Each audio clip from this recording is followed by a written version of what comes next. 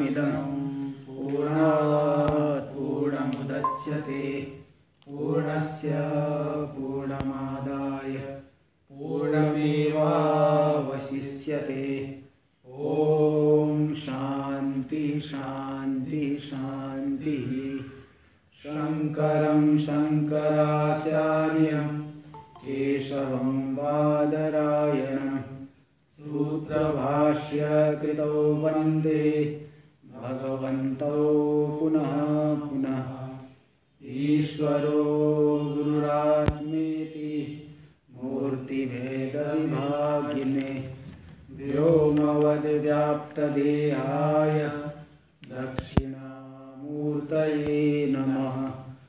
ओम शांति शांति शांति। बोलिए। 4 हो गया था, 5वां। इंद्रिय मनसोर उक्त न्यायेन पुक्ष लक्षणाया चितेरपि दृश्यत्वं स्यात्। इंद्रिय और मन में जो युक्ति बताई गई उसी युक्ति से ये तो दिखा दिया गया, जैसे कोई जो है रूप आदि हो गए दृश्य और चक्षु हो गया दृष्टा, इसी प्रकार चक्षु हो गया दृश्य और मन हो गया दृष्टा। ऐसे ही आगे भी हो जाए, चैतन्य हो गया, मतलब मन हो गया दृश्य, चैतन्य हो गया दृष्टा। इसी प्रकार चैतन्य दृश्य बन जाए, कोई दूसरा दृष्टा हो जाए, तो इस उक्त लक्षणा चितेरपि दृश्यत्वं स्यात् इत्याशंकायाम। ऐसी आशंका होने पर सिद्धांति कह रहा है कि दृश्यत्व से दृष्टिपूर्वकत्वात्, जो दृश्यत्व आता है वो दृष्टा पूर्वक होता है। कोई दृष्टा होगा तभी दृश्य कहा जा सकता है, दृष्टा का भाव होने पर दृश्यत्व नहीं कह सकते। इसलिए चितेर दृष्टित्वेन, चिता जो चैतन्य जब स्वयं दृष्टा है तो उसका दृष्टा कोई दूसरा चित्त के अंतर अंगीकारेण, चित्त स्वयं दृष्टा है।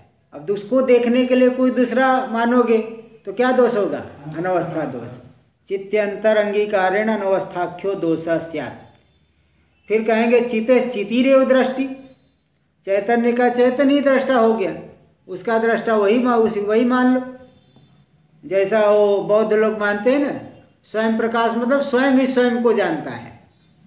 उनका स्वयं प्रकाश क्या है? स्वयं के द्वारा स्वयं का प्रकाशन होता है, बौद्ध लोग मानते हैं। तो चिते चितिरेव दृष्टि, चैतन्य का चैतन्य ही दृष्टा इत्यस्मिन् पक्षेपि, बोले इस पक्ष में भी कर्म कर्तृ विरोध है। स्वयं ही स्वयं को जानेगा, कर्म कर्तृ विरोध होता है। अग्नि स्वयं को नहीं जलाती, तलवार अपने आप को नहीं काटता, इसलिए वो कर्म कर्तृ विरोध हो रहा है। एक ही क्रिया में एक ही कर्म एक ही कर्ता, ऐसा नहीं होता है। तस्मात्, इसलिए स्वयं प्रकाशत्व का जो अर्थ है, प्रकाशांतर निरपेक्षतया स्वयं प्रकाश मानायाश्चितेर दृश्यत्वं न स्यात्। अन्य प्रकाश की अपेक्षा नहीं रख करके जो स्वयं प्रकाशमान है चिति, इसलिए स्वयं प्रकाशत्वं किम अविद्यत्वे सति अपरोक्ष व्यवहार योग्यत्वं स्वयं प्रकाशत्वं। ये स्वयं प्रकाश का लक्षण है। ये तो चित्त सुखी में आता है, 9 विकल्प, कई विकल्प करके 10-12 विकल्प करके। अच्छा, आप बैठते हैं? अब तो काफी हिम्मत कर रहे हैं। चलिए ठीक। तो अविद्यत्वे सति अपरोक्ष व्यवहार योग्यत्वं स्वयं प्रकाशत्वं, जो इस विषय नहीं बनते हुए अपरोक्ष व्यवहार के योग्य हो, वही है स्वयं प्रकाश। आत्मा तो देखो विषय नहीं है किसी का, तो भी अपरोक्ष मैं हूँ, अपरोक्ष व्यवहार हो रहा है कि नहीं? मैं हूँ, अपरोक्ष व्यवहार हो रहा है। तो वेद्य यानी किसी का विषय नहीं बन करके जो अपरोक्ष व्यवहार के योग्य है, वही स्वयं प्रकाश मान, उसे स्वयं प्रकाश कहते हैं। इसलिए यहाँ कह दे कि जो प्रकाशांतर निरपेक्षतया स्वयं प्रकाश मानायाश्चिते, जो अन्य प्रकाश की अपेक्षा नहीं रख करके स्वयं प्रकाशमान जो चिति है, उस चिति में दृश्यत्वं न स्यात्। तो स्वयं प्रकाश में दृश्यत्व हो सकता है? नहीं। सूर्य है, सूर्य स्वयं प्रकाश है, उसको प्रकाशन के लिए कोई दूसरा प्रकाश चाहिए? नहीं। जड़ प्रकाश उसके लिए नहीं चाहिए, भले चैतन्य रूपी प्रकाश तो चाहिए, लेकिन अन्य सजाती प्रकाश की आवश्यकता नहीं है। यहाँ तो सजाति विजाति दोनों की आवश्यकता नहीं चैतन्य में, इसलिए दृश्यत्व न स्यात्, इसलिए उसमें चैतन्य में दृश्यत्व नहीं हो। इति अर्थ तो दर्शयन, इस बात को अर्थात दिखाते हुए, मुखतः, मुखतः मतलब शब्दतः, स्व व्यतिरिक्त अंतःकरणादि युष्मद अर्थेभ्यस, शब्दतः जो है स्व व्यतिरिक्त जो अंतःकरणादि युष्मद अर्थ है दृश्य, उस दृश्य से चितेर वैलक्षण्यम, चैतन्य में क्या है? वैलक्षण्य है। हाँ, क्या है?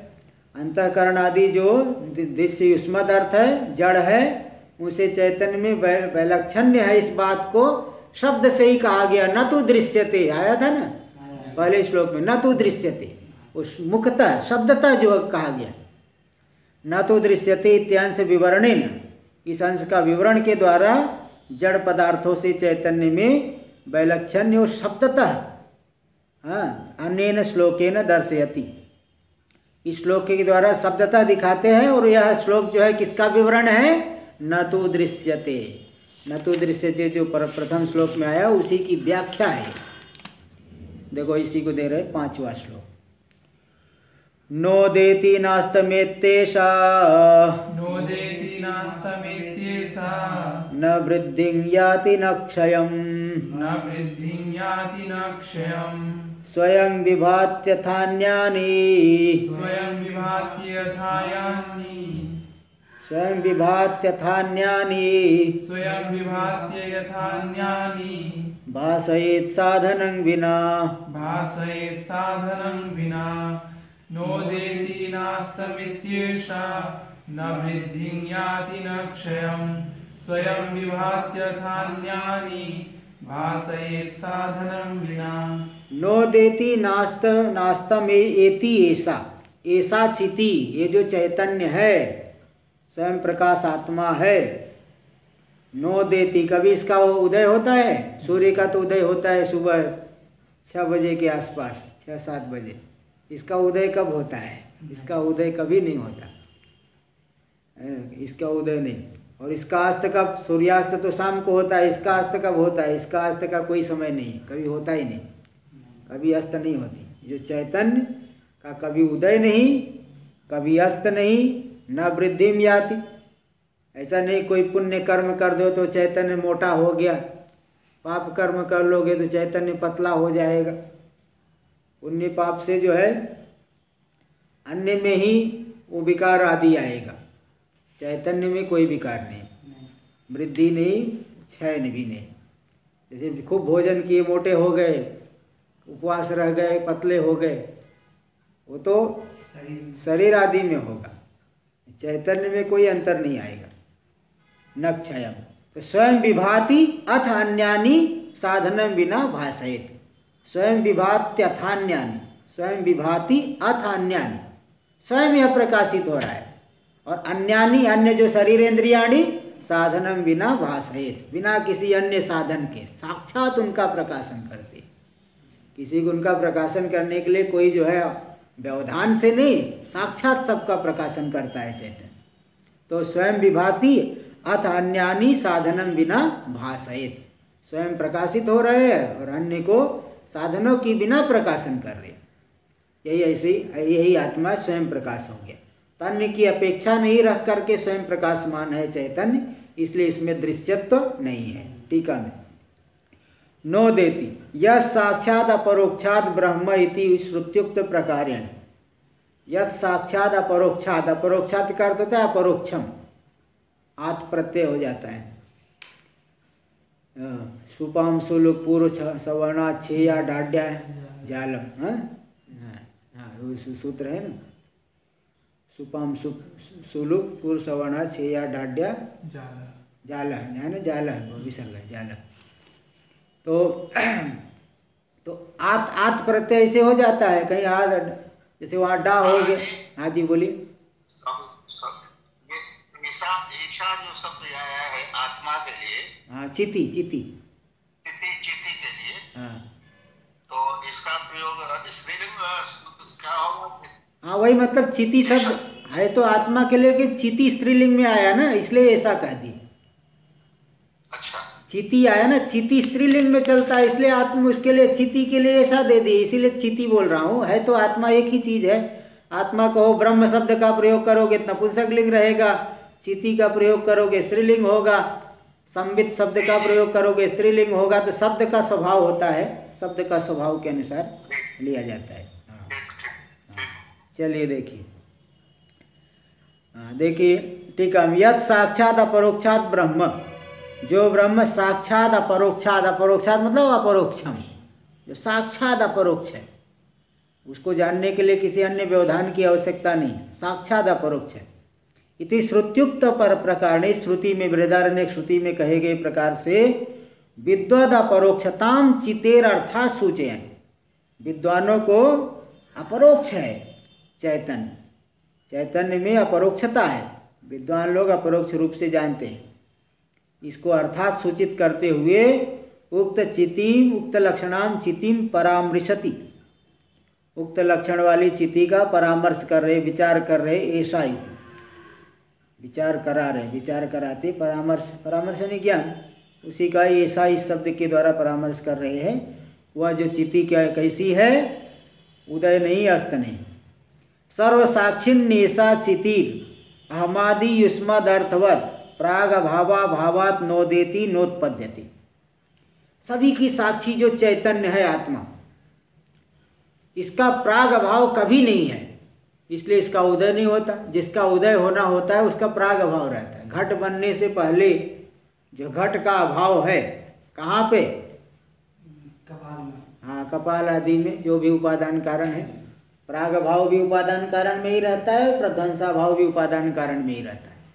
तो घट बनने से पहले घट का प्राग भाव कहाँ है, कपाल में ले लीजिए, तो उसका प्राग भाव, इसलिए उसका आगे उत्पत्ति होगी। दोनों कपाल को जोड़ दिया तो उत्पन्न हो गया। कुमार जोड़ देगा, सब नहीं, आप नहीं जोड़ पाओगे सबके बस की बात नहीं जोड़ देना। तो सर्व साक्षिन्य सा चितिर अहमादि युष्मद अर्थवत, जैसे अहंकार आदि जो युष्मद अर्थ जड़ पदार्थ, अहंकार भी जड़ है, अहंकार जैसे अंतःकरण, अंतःकरण कर्तृ स्वरूपा वृत्ति को लेकर के हम अहंकार कह देते हैं। अहंकार आदि जैसे जड़ पदार्थ के समान, अहंकार आदि तो उत्पन्न होते, जैसे गहरी निद्रा में चले गया, अहंकार विलीन हो गया, उसका प्राग भाव है, आगे उत्पन्न होगा तो उसका प्राग भाव है। तो जिसका प्राग भाव है उसकी उत्पत्ति होती है। चैतन्य का प्राग भाव है क्या गहरी निद्रा में? नहीं है, इसलिए प्राग भाव नहीं से होने से उसका उदय भी नहीं होगा। तो स्वामी जी, हाँ जी बोलिए। स्वामी जी, अहंकार केवल सुषुप्ति अवस्था में नहीं रहता, जागृत और स्वप्न अवस्था में रहता है, स्वप्न अवस्था में भी रहता है। हाँ स्वप्नावस्था में भी अहंकार है, स्वप्नावस्था में है। ठीक है, देखिए तो अहमादि युष्मद अर्थवत प्राग भावा भावात, उसका प्राग भाव नहीं है, इसलिए उसका उदय नहीं हो सकता। भाई अगर प्राग भाव उत्पत्ति करना है तो पहले प्राग भाव दिखाओ, उसका तो प्राग भाव है ही नहीं, तो उत्पत्ति कहाँ से होगी, नोत्पद्यते। और जिसका प्रध्वंसा भाव हो उसी का भी वही विनाश को प्राप्त करता है। जिसका प्रध्वंसा भाव नहीं हो उसका विनाश होता है क्या? घट को तोड़ देते हैं, घट का प्रध्वंसा भाव हो जाता है तो कहते देखो भाई घट भी नष्ट हो गया, लेकिन इसका कभी प्रध्वंसा भाव होता है? कभी भी नहीं होता। ऐसा नहीं कि बाल्यावस्था से बीच में थोड़े समय के लिए मैं नहीं था, बाकी तो सब था ही तो नहीं था ये जो कहेगा समझ लो शरीर नहीं था। ले जाओ देखो मैं इतने समय से रह रहा हूँ, बीच में थोड़े समय के लिए ही मैं गया था और फिर हाँ हमेशा रह रहा हूँ, बाकी तो वो हाँ जी बोलिए। स्वामी जी, हाँ बोलिए। आत्मा का जन्म नहीं होता, हाँ ऐसा कहने में बनता है, तो इसका मतलब उसका अभाव होना चाहिए। नहीं, जन्म नहीं बनता मतलब अभाव क्या है? वो पहले से ही अनादिकाल से है। तो अभाव का तो ज्ञाता होना चाहिए ना कोई। अभाव का ज्ञाता आत्मा ही है ना, जिसको अभाव, जो अभाव को जान रहा है वही आत्मा है। भाई आप अभाव को बोल रहे, जान के बोल रहे, बिना जाने बोल रहे। अगर जान के बोल रहे हो तो जो जानने वाला वही आत्मा, और नहीं जान के बोल रहे हो तो आपकी बात को हम मानेंगे ही नहीं, क्योंकि आप बिना जाने बोल रहे हो। हाँ, इसलिए अभाव नहीं, जो साक्षी, जो सबको जानने वाला, जो सभी पदार्थों के अभाव को जानने वाला वही आत्मा है। हाँ, चलिए, तो प्रध्वंसा भावा भावात नास्तम एति, प्रध्वंसा भाव नहीं होने से अस्त भी नहीं प्राप्त कर, मेरा एति अंतम विनाशम न प्राप्त होती, अंत यानी विनाश को नहीं प्राप्त करता, तो नान्तम एति, ऐसा विनाश को नहीं प्राप्त करता। वृद्धि क्षयो ताभ्याम उपलक्षित, वृद्धि और क्षय, वृद्धि को नहीं प्राप्त करता, क्षय को नहीं प्राप्त करता, तो वृद्धि के द्वारा, इन दोनों के द्वारा उपलक्षित हो रहा अस्तित्व परिणामो च। देखो क्या षड्भाव विकार, जायते, अस्ति, वर्धते, विपरिणमते, अपक्षीयते, विनश्यति। तो देखो यहाँ पे 4 ही दिया गया, पूर्वार्ध में 4 ही दिखाए गए, तो 2 बच गए, अस्तित्व और परिणाम। षड्भाव विकार में से 4 का निषेध कर दिए पूर्वार्ध में, नो देती यानी जन्म का निषेध कर दिए, और नास्तमेति मतलब विनाश का निषेध कर दिए, वृद्धि न वृद्धि में आती, वृद्धि का निषेध कर दिए, क्षय यानी अपक्षय का निषेध कर दिए, तो 2 तो बच गया ना, तो अस्तित्व और परिणाम। तो बोले उपलक्षण हो गया, उपलक्षण भी दिया उनको, क्योंकि जब शुरुआत और अंतिम वाला नहीं है तो बीच वाला भी नहीं रहेगा, इसलिए वृद्धि क्षयो ताभ्याम उपलक्षित, उन दोनों के द्वारा वृद्धि क्षय और इन दोनों के द्वारा उपलक्षित जो अस्तित्व परिणामों च न प्राप्त होती, अस्तित्व व्यवहार योग्यता और परिणाम को भी नहीं प्राप्त करता। सर्वथापि एक रूपत्वाद उत्पत्ति अनंतर भावी व्यावहारिक अस्तित्वमेव विकारांतपातित्वेन निषिध्यति। बोले अस्तित्व का निषेध क्यों कर रहे, अस्तित्व तो है आत्मा का। बोले नहीं, ये वो अस्तित्व की बात नहीं कर रहे, ये जो अस्तित्व षड्भाव विकार है ना, ये उत्पत्ति के बाद होता है। जैसे किसी को लड़का हो गया तो कहेंगे तो मुझे एक पुत्र है, लड़का किसी को हो गया तो कहेंगे पुत्र है।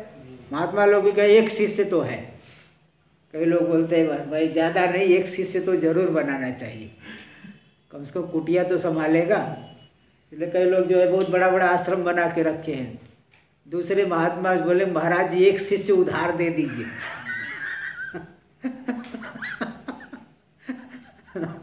एक शिष्य उधार दे दीजिए। तो लोग बोलते भाई इतना बड़ा तू बना लिए संसार, इतनी बड़ी आश्रम बना, एक शिष्य क्यों नहीं बनाते? एक शिष्य हो, इसलिए बोलते कहीं कोई एक महात्मा जी बता रहे ज़्यादा तो नहीं लेकिन एक तो जरूर बनाना चाहिए, कि आखिर कुटिया कौन संभालेगा तो इसलिए तो इसी प्रकार तो यहाँ ये बता रहे हैं कि ऐसी बात नहीं है। सर्वथा पे एक रूपत्वा, तो मतलब जैसे लोग कहे पुत्र होने के बाद कहेंगे मुझे एक पुत्र है, होने के पहले नहीं कहेंगे मुझे एक पुत्र है। तो जो मुझे एक पुत्र है ये जन्म के बाद वाला भाव विकार है। उस इसका जब जन्म ही नहीं तो जन्म के बाद वाला अस्तित्व भाव विकार नहीं। स्वरूप सत्ता तो सदा रहती है, अस्तित्व जो भाव विकार के अंतर्गत आता है उसका निषेध किया गया। सर्वथा एक रूपत्वात् उत्पत्ति अनंतरम भावी व्यावहारिका अस्तित्वम एवं, सभी प्रकार से एक रूप होने से सदा एक रस है, इसलिए उत्पत्ति के बाद होने वाला जो भावी व्यावहारिक अस्तित्व, व्यवहार काल में जो अस्तित्व है करके अभी है, हो गया है, पहले नहीं था अभी हो गया, तो जो भावी व्यावहारिक अस्तित्वम एवं विकारांत पातित्व, यही विकार के अंतर्गत आता है, स्वरूप सत्ता विकार के अंतर्गत नहीं आती, इसलिए निषिद्ध है। इसलिए जहाँ पे अस्तित्व का जो निषेध किया जा रहा है, कौन से अस्तित्व का निषेध कर रहे हैं? व्यवहार जन्म के अनंतर भावी जो भाव विकार है, स्वरूप सत्ता का निषेध नहीं है। न तो स्वरूपास्तित्व, स्वरूपास्तित्व का निषेध नहीं कर रहा है, किया जा रहा है, क्योंकि तस्य अविकारत्व ने, स्वरूपास्तित्व तो विकार रूप नहीं है, तो सदा रहता है, इसलिए निषेधुम अशक्यत्वात्, उसका निषेध कभी नहीं किया जा सकता, क्योंकि स्वरूप तो सदा ही है। चिते षड्भाव विकार रहितत्व हेतुम दर्शयति, चैतन्य छह के छह विकारों से रहित है, भाव विकारों से रहित है। इसमें हेतु दिखा दे, स्वयं विभाति, स्वयं यह प्रकाशमान होती है और अन्य को साधनों के बिना प्रकाशित करती ही है चिति आत्मा। देखिए इसमें अनुमान आ गया। ऐसा चिति, देखो ये दिखा, ऐसा चिति स्वस्य प्रकाशांतर निरपेक्षतया स्वयं प्रकाशमाना सती, ये जो चैतन्य है स्वस्य, इसी चक्कर में कभी कोई वीडियो रह जाता है। चलिए देखिए, ऐसा चिति स्वस्य प्रकाशांतर निरपेक्षतया, यह जो चैतन्य है स्व के लिए अन्य प्रकाश की अपेक्षा वाली है क्या? आप अपने को जानने के लिए कोई दूसरा प्रकाश चाहिए? नहीं जा चाहिए। प्रकाशांतर निरपेक्षतया स्वयं प्रकाशमाना सती, स्वयं प्रकाशमान होते हुए सच्चिदानंदात्मक स्वरूप प्रकाशानंतरम एवं स्व व्यतिरिक्त अन्यानि अखिलानि आरोपित वस्तुनि भासयेत। देखो, पहले तो आप दूसरे को कोई वस्तु का प्रकाशन से पहले हमारा प्रकाशन हो रहा है कि नहीं? भाई हम है तभी तो अन्य चीजों को प्रकाशन जानेंगे। इसलिए सच्चिदानंदात्मक स्वरूप प्रकाशानंतरम एवं, जो सच्चिदानंदात्मक जो स्वरूप है उस स्वरूप प्रकाश के अनंतर ही मैं हूं, ये पहला स्फुरण, तभी जो है अन्य चीजों को जानेगा इसको, है ना। तो सच्चिदानंदात्मक स्वरूप प्रकाश के अनंतर ही स्व व्यतिरिक्तानि अखिलानि आरोपित वस्तुनि भासेत, स्व से व्यतिरिक्त इस अखिल वस्तु आरोपित वस्तु का प्रकाशन करते हैं। प्रकाशेत भासेत प्रकाशेत, और इस बात को श्रुति में भी कहा गया है, मुंडक उपनिषद और कठोपनिषद दोनों जगह है। तमेव भांतम न अनुभाति सर्वम तस्य भाषा सर्वमिदं विभाति, न तत्र सूर्यो भाति न चंद्र का तारकम, नेमा विद्युतो भांति कुतोयम अग्नि। तमेव भांतम अनुभाति सर्वम तस्य भाषा सर्वमिदं विभाति। उस आत्मा के प्रकाशित होने पर ही अनुपसे पश्चात भाति सर्वम, बाद में सभी का भान होता है। तस्य भाषा, भाषा का क्या विभक्ति है? हाँ, तृतीया। भाषा नहीं, प्रकाशे न, उसके प्रकाश से ही बाकी सर्वमिदं विभाति, यह संपूर्ण प्रपंच प्रकाशित होता है, इति श्रुते है। इसलिए पहले आत्मा के प्रकाशित होने पर ही सबका प्रकाशन होता है। सविकल्पस्य ज्ञानस्य निर्विकल्पक ज्ञान पूर्वकत्वात्। दूसरी बात क्या है? सविकल्पक ज्ञान जो है निर्विकल्पक ज्ञान पूर्वक होता है। बाह्य पदार्थों का ज्ञान सविकल्पक ज्ञान है, तो निर्विकल्पक ज्ञान पहले होना चाहिए। इसलिए नैयायिक लोग भी मानते हैं घट का ज्ञान होने से पहले, घट का ये जो ज्ञान हुआ इसमें तीन है ना, घट, घटत्व और दोनों का संबंध, इसलिए तीन प्रकार की विषयता मानते हैं। प्रकारताख्य विषयता, विशेष्यताख्य विषयता और संसर्गताख्य विषयता। त्रिविध विषयता वाला जो ज्ञान सविकल्पक ज्ञान न्याय मत में, और त्रिविध विषयता से शून्य जो ज्ञान हो उसे क्या कहेंगे? निर्विकल्पक ज्ञान। तो घट ज्ञान से पहले जो भान होता है, घट और घटत्व का निर्विकल्पक भान होता है। ऐसे यहाँ पे भी दृष्टा दृश्य दर्शन, ये सविकल्पक ज्ञान हो रहा है। उसके पहले जो स्वरूप का ज्ञान है, कैसा ज्ञान है? निर्विकल्पक ज्ञान। स्वरूप ज्ञान के लिए मैं दृष्टा हूँ या दृश्य है, ऐसा होता है क्या? नहीं। मैं दृष्टा हूँ, मैं अदृश्य है, मेरा स्वरूप दृश्य है, ऐसा होता है? ऐसा कभी नहीं होता। इसलिए सविकल्पस्य ज्ञानस्य निर्विकल्पक ज्ञान पूर्वकत्वाच्च, सर्विकल्पक ज्ञान निर्विकल्पक ज्ञान पूर्वक होता है। इसलिए उस आत्मा का प्रकाशन होने पर ही अन्य वस्तुओं का प्रकाशन होता है। कुल मिला करके आत्मा का प्रकाशन निर्विकल्पक रूप से भान हो रहा है, फिर ये सविकल्पक वस्तु का भान होता है। इसलिए आत्मा के भाषित होने पर ही जगत का भान। इति, हाँ आगे, अत्र अनुमान द्वयम सूचितम, यहाँ पे दो अनुमान सूचित हो गया। क्या अनुमान सूचित हो गया? अस्मत् प्रत्यय विषया चिति ही, अस्मत् प्रत्यय की विषय बन रही जो चिति चैतन्य, षड भाव विकार रहिता, 6 प्रकार के भाव विकार से रहित है। क्यों?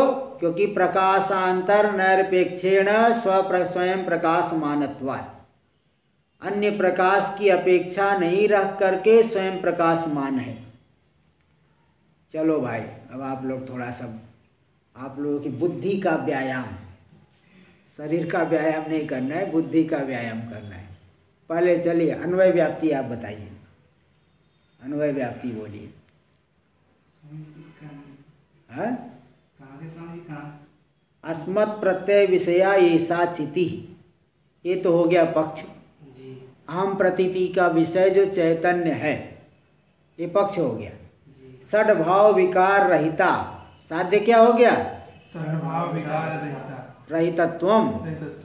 षड्भाव विकार रहितत्वम यानी अभाव, षड्भाव विकार का अभाव, यह साध्य है। ये तो क्या है? प्रकाशांतर नैरपेक्षेण स्वयं प्रकाशमानत्वम। तो अन्वय व्याप्ति क्या हो गई? हाँ, एक इनको आप व्यतिरेक व्याप्ति बताना है। अन्वय व्याप्ति बोलिए।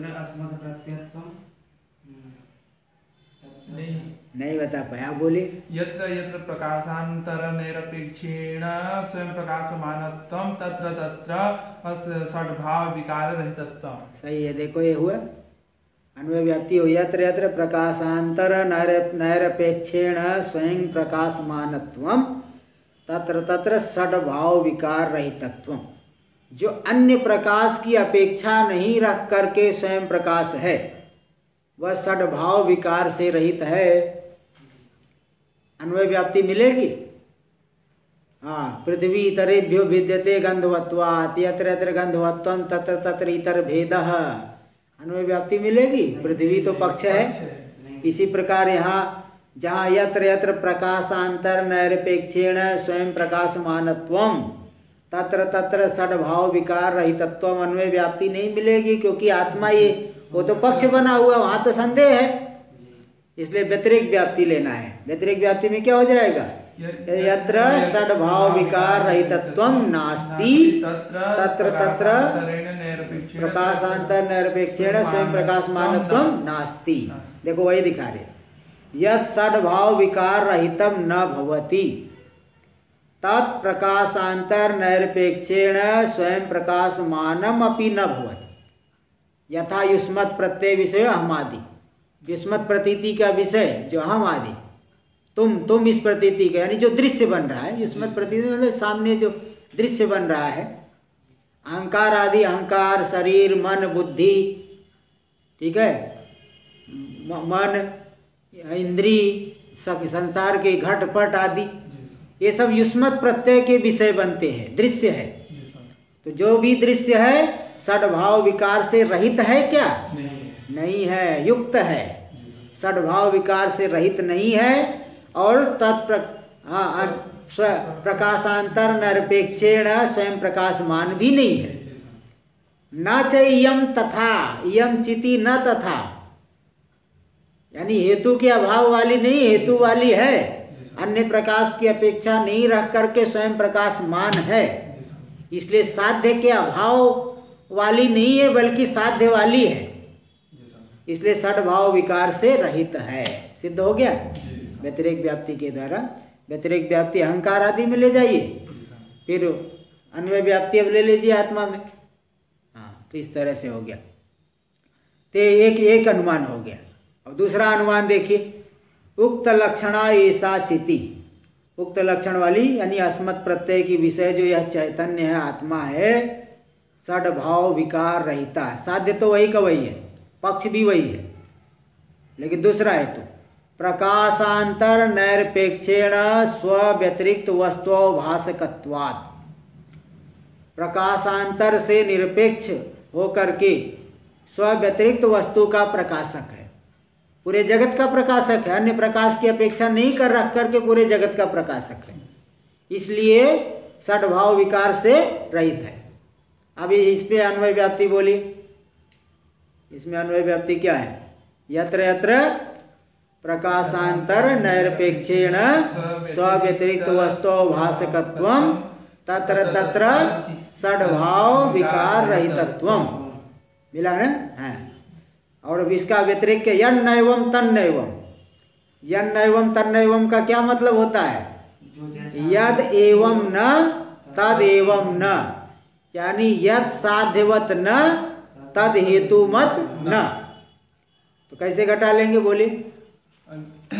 यद सद्भाव विकार रहितम न, हाँ, तद प्रकाशांतर निरपेक्षेण स्व्यतिरिक्त वस्तु भासकम न, भासकम न।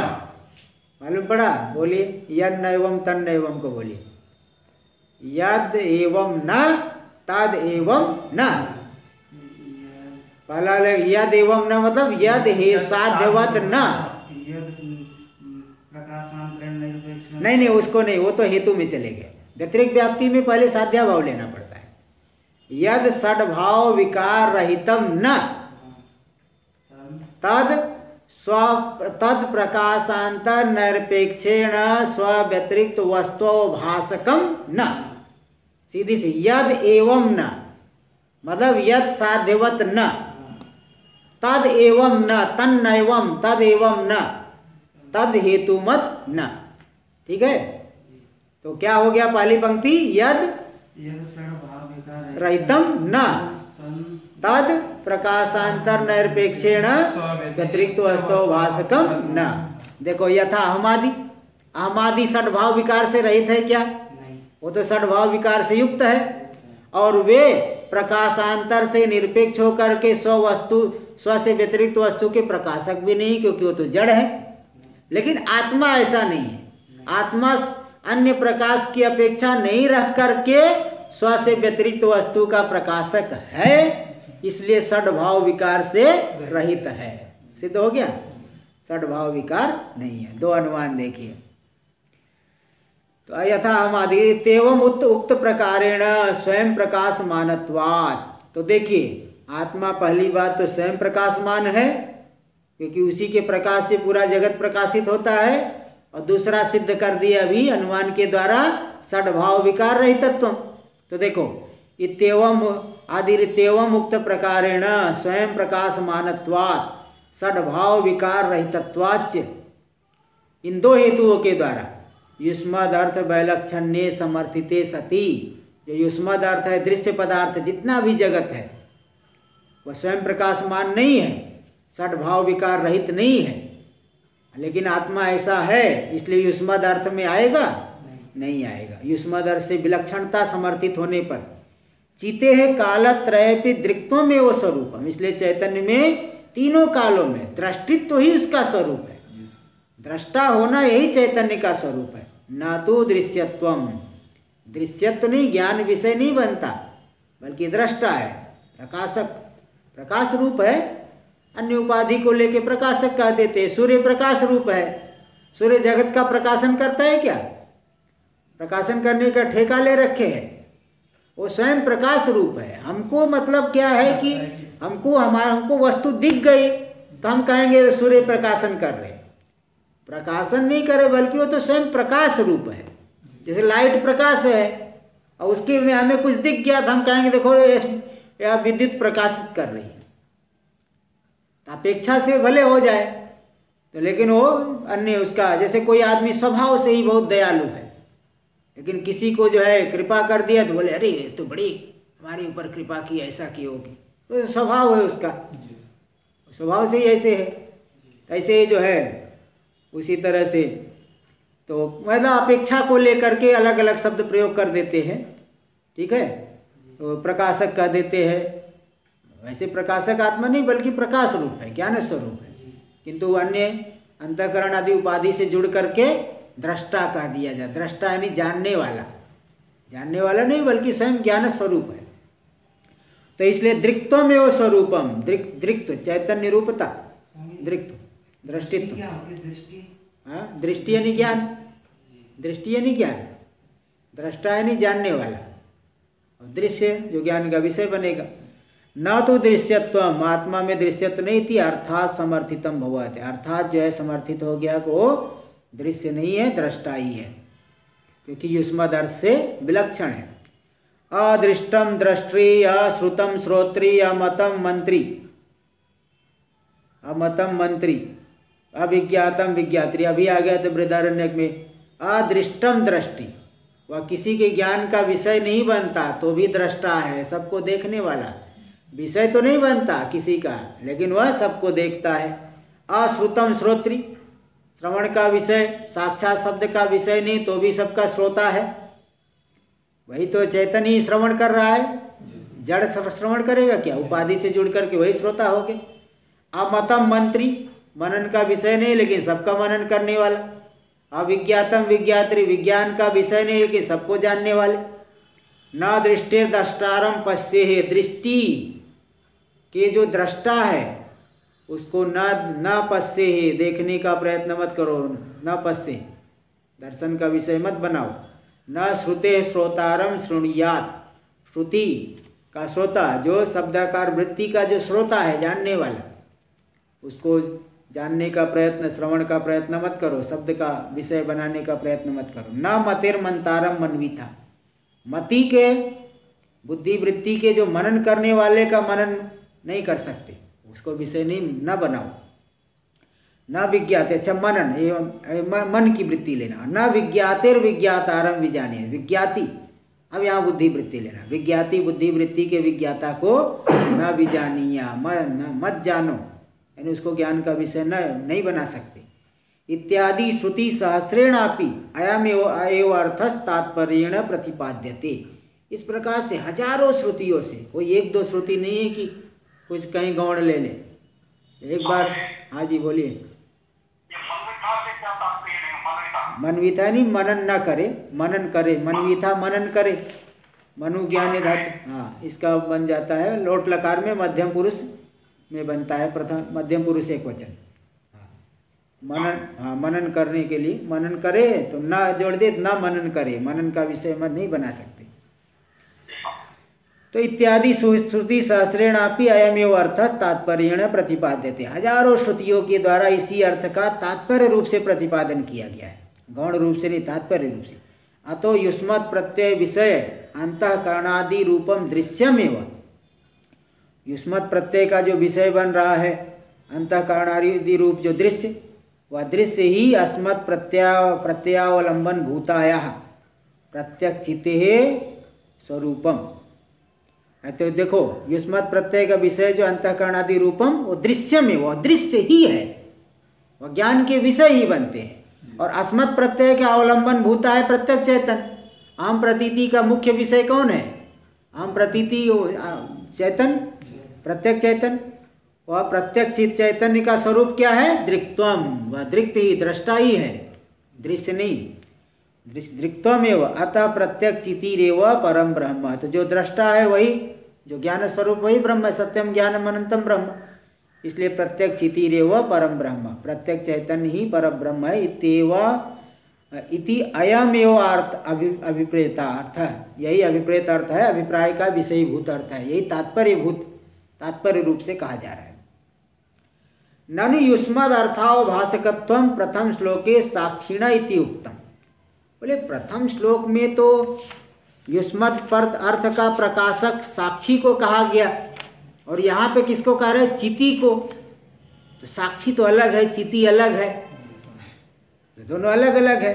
अत्र तु चितेरिति उक्तम, अतः पूर्वापर विरोध, तो पूर्वापर के साथ विरोध आ रहा है, पहले साक्षी को बताया, अभी चिति को बता रहे हो। इति चेत सिद्धांतिकरण न ऐसा दोष, ऐसा कोई दोष नहीं है। प्रथम वो श्लोकोक्त साक्षिणा एवं अत्र चिति शब्देन परामृष्टत्वात्, प्रथम श्लोक में कहे गए साक्षी को ही यहाँ चिति शब्द के द्वारा परामर्श किया जा रहा है। तो पहले ही समझ लो भाई, जो चिति है वही साक्षी, वही आत्मा, वही ब्रह्म है।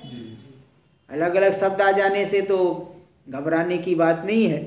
जो साक्षी है वही चिति शब्द के द्वारा परामर्श किया गया है, उसको लिया, परामर्श किया जा रहा है।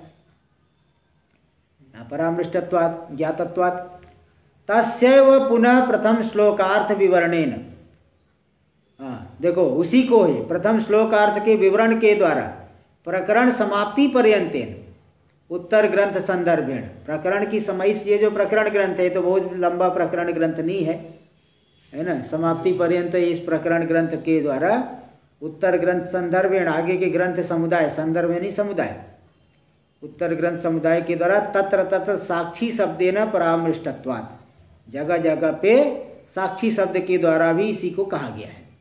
कहीं चिति से के देगा दे, कहीं साक्षी शब्द के द्वारा। इसलिए साक्षी चिति चैतन्यम ज्ञानं बोध प्रत्यगात्मा कूटस्थ इत्यादि शब्दानाम एकार्थ पर्यवसायित्वाच्य, देखो ये सब शब्द जो है एक अर्थ में ही पर्यासान हुआ है, सभी सब पर्यायवाची शब्द है। चाहे साक्षी कह दो, चिति कह दो, चित भी है, चित चैतन्य, चित कह दो, चैतन्य कह दो, ज्ञान कह दो, बोध कह दो, प्रत्यगात्मा कहो, कूटस्थ कहो और ब्रह्म भी कह दो, इत्यादि शब्दानाम एकार्थ पर्यवसायित्वाच्च। ये सभी के सभी शब्द एक ही अर्थ में पर्यवसित हो रहे हैं, उनका चरितार्थ और एक ही शब्द में इनका तात्पर्य है। एक ही अर्थ में, शब्द में नहीं, एक ही अर्थ में इन सभी शब्दों का पर्यवसान हो रहा है। ननु तर्हि युष्मदर्थस्य अंतःकरण से सापेक्षकम दृक्त्वमपि न संभवति। बोले सब जब चैतन्य ही दृष्टा हुआ तो अंतःकरण आदि तो जड़ हो गए। अंतःकरण में जो पहले श्लोक में बताया सापेक्ष दृष्टित्वम, रूपम दृश्यम लोचनम दृक् तदृश्यम दृक्तु मानसम, चक्षु दृश्य है, मन जो है दृष्टा हो गया, तो अंतःकरण में दृष्टित्व आपने कहा, तो सापेक्ष जो दृष्टित्व बताया गया अंतःकरण में वो भी संभव नहीं हो रहा है। क्यों? भौतिकत्वेन जड़ात्मकत्वात् घटादिवत, और भौतिक होने से जड़ रूप है घटादि के समान, तो दृष्टा कैसे बने? घटादि, घट कभी दृष्टा होता है क्या? तो अंतःकरण भी जड़ है घटादि के समान, वो दृष्टा कैसे होगा? सापेक्ष दृष्टित्व भी नहीं हो सकता। दृष्टरी नास्त्री दृश्यत्वम दृश्यस्य दृष्टिता। देखो, दृष्टरी नास्त्री दृश्यत्वम दृश्यस्य दृष्टिता, दृष्टा में दृश्यत्व नहीं है और दृश्य में दृष्टिता नहीं है। दृश्य कभी दृष्टा नहीं बन सकता, दृष्टा कभी दृश्य नहीं बन सकता। नहीं दृश्य रूप से कुड्यादेर दृष्टिता, दृश्य स्वरूप जो कुड्य आदि, कुड्य दीवार, कुड्य आदि से घटपट दंड, ये सभी जो दृश्य रूप है उनमें दृष्टिता होती है, दृष्टित्व होता है क्या? कभी दृष्टित्व नहीं होता। नहीं दृश्यते इति पुराण वचनाच, नहीं दृश्यते ऐसा पुराण देखा है। दृश्यते, दृष्टा का दर्शन नहीं होता और दृश्य जो है दृष्टा नहीं होता है, पुराण वचन भी आया है। तथा सती तस्य संसारो नोपपद्यते, इस तरह से उसमें संसार नहीं बन पाएगा। चैतन्य में वो तो दृश्य है और दृष्टा अलग है, संसार कहाँ से आएगा चैतन्य? अब इसका विचार होगा, आगे हम लोग कल करेंगे। ओम पूर्णमदः पूर्णमिदं पूर्णात् पूर्णमुदच्यते पूर्णस्य पूर्णमादाय पूर्णमेवावशिष्यते। ओम शांति शांति शांति। शंकरं शंकराचार्यं केशवं बादरायणं सूत्रभाष्यकृतो वन्दे भगवन्तौ पुनः पुनः। ईश्वरो गुरुरात्मेति मूर्तिभेदविभागिने व्योमवद्व्याप्तदेहाय दक्षिणामूर्तये